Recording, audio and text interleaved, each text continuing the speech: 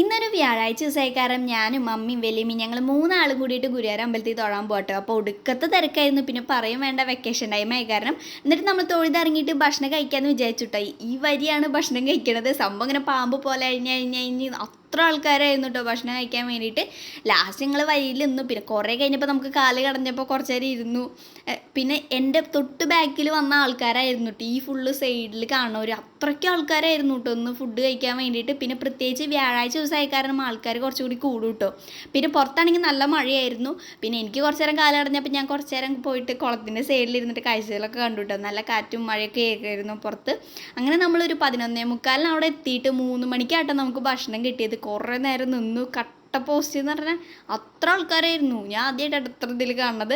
പിന്നെ അതൊക്കെ കഴിഞ്ഞിട്ട് നമ്മൾ പിന്നെയും തൊഴുതിട്ട് അങ്ങനെ നമ്മൾ പുറത്ത് പോയിട്ടോ. പിന്നെ ഒരു പ്രിയങ്ക പറഞ്ഞ കട ഉണ്ട് കേട്ടോ. അവിടെ കിട്ടാത്ത ഒരു സാധനങ്ങളും ഇല്ല. അപ്പോൾ കുറച്ച് ഞങ്ങൾ സാധനങ്ങളൊക്കെ വാങ്ങിച്ചിട്ട് അങ്ങനെ വീട്ടിൽ പോയി.